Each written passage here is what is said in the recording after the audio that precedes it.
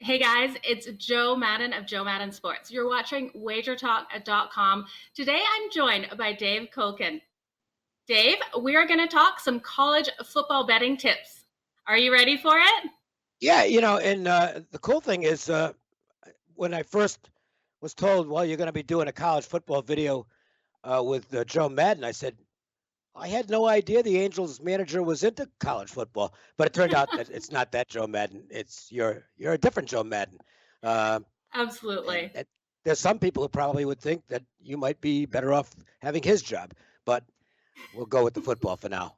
So where do we begin? I know where I want to begin. I want to begin with power ratings I because would love to begin with power ratings. Let's hear how you would say the best way to start your power rankings would be.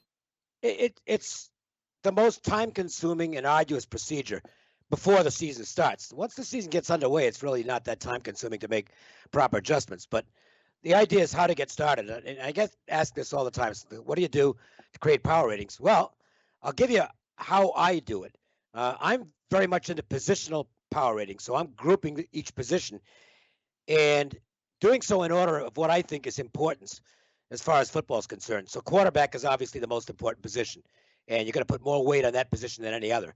But right behind that are the offensive line and the defensive line. If you want to put it into another way of looking at it, and some people might find this kind of comical, but I actually think there's something to it. The people who are the players who are closest to the ball are the ones who have the most impact on what's going to happen in the game. That would be the quarterback and the offensive line and the defensive line. The game's still won and lost in the trenches.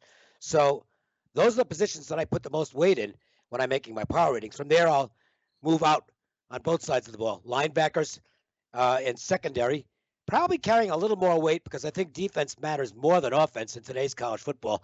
You have to be able to stop the opposition with all these spread offenses. So I put a little more weight into the linebackers and the secondary than I do on the running backs and wide receivers. And, running backs and wide receivers are glamour positions. They get a lot of attention on the standard 22-man football field. Special teams and coaching go beyond that. Those are the lightest ranked. They still matter, but I don't think they matter quite as much as the others. So that, to me, is where you begin as far as creating power ratings are concerned on the inside with the quarterback and the players on the offensive and defensive lines. Now, with you saying that offense and defensive is the most important to look at on those lines, what would you think if you're taking the best offensive team on the O-line and the best defensive team on the defensive line against each other? Would you look at the defensive line first? No, I think there it's pretty much a balance. If you've got two strong offensive lines and two strong defensive lines, it's going to pretty much be a wash, and then you have to go to the stats. And that's something you do more in season than preseason. Preseason, you're kind of guessing what the stats are going to look like. Now, it might be a little bit different this year because of the fact that everybody's basically eligible to return because of the rules last year in the pandemic. So you're going to see a ridiculous number of returning starters. You could see in some cases where a team returns all their starters from the prior season because of the way the rules are set up this year. So that's a bit of a one-year glitch. But once the season started, then you're getting to the stats, offensive versus defensive stats as a whole. Yards per point, I think, is pretty important. Point differential. Now, point differential is really interesting to me. I don't use the full game most of the time. I'm more interested in the first half because in many cases, you've got games that are completely done by halftime. And I don't want to reward a team too much for piling on the score against an inferior opponent in the second half. So I kind of eliminate those stats completely when I'm adjusting my power ratings in season. I think that's important. Third down efficiency is also huge as far as adjusting in season goes. And I want to get into a couple of tips for people who don't have time, particularly to create their own power ratings. There are ways to go about it. One, Kenny White, one of my old friends here in Las Vegas, former odds maker for all Las Vegas sports consultants, basically set the lines for the planet for some time. Kenny's now on the publishing end, the handicapping end, and he has the best magazine out there. It absolutely blows away every other magazine as far as football annuals are concerned. And the reason for that is he not only power rates each position, he power rates each player individually, including backups. Wow. So that if a player gets hurt, you can make an adjustment just based on his numbers. It's phenomenal. And I don't even know what Kenny charges for it, but if you go to his website, which is kennywhitesports.com, you can order a copy. And I get my own copy. I mean, I do my own power ratings, but I check Kenny's out as well.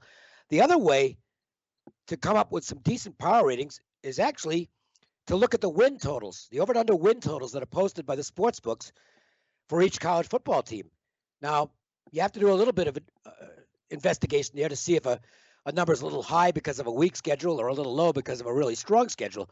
But if you just go down the list from top to bottom in terms of over and under win projections, you've got a pretty good set of power ratings to start the season with. Absolutely. I love it. How do you look at the scheduling when you're betting college football? If there's a flat time in a season, or if they've got another game coming up that's more important, are you putting that into your ratings? Oh, yeah. Well, not so much into the ratings because the ratings just hold, but you can't blindly use the ratings either because I think scheduling dynamics do play a big part in trying to find those soft spots for a team. If you know a team's got a game circled, the game prior to that might not be as important in terms of preparation. They're still going to practice, but they might have their mind on the next opponent more, particularly if they're facing an easy opponent. You know, let's face it. I mean, the coaching staff is going to put more emphasis on getting as much practice in as possible for the tougher opponent. That might make them vulnerable to maybe not losing a game, but losing as far as a big spread is concerned. So that's where you can sneak in with a dog that might be live, that doesn't have much chance to win a football game, but might be very live to cash a winning ticket. And by the same token, there are flat spots coming out of big games. You know, let's face it, if Alabama's playing Georgia in a regular season game, the next week out for those two teams, even for teams that powerful, they might not be quite as focused. It's a little bit obvious with the bigger schools, and it gets adjusted into the line. But a lot of times at the mid-level, particularly if they're coming out of some kind of a rivalry game, Mid-American Conference, Mountain West, leagues like that, if they're coming out of a rivalry game or going into a rivalry game, you might have a flat spot going in, you might have a flat spot coming out that doesn't get reflected in the line. You might get a point or two to your advantage. And really, that's what this is all about, is trying to get a point or two edge. If you're out there looking for games that, you know, well, this spreads off by a touchdown, no, it's not, okay? The odds makers aren't stupid. They don't make mistakes like that. But they do sometimes have a line that's off by 1 or 2 points. And that's all you're looking for, is that nice little edge that gets you from 50-50 to maybe 55-45. That's when you can pick up a lot of money. Absolutely. Would you say that new coaching staff coming in affects your power ratings as well?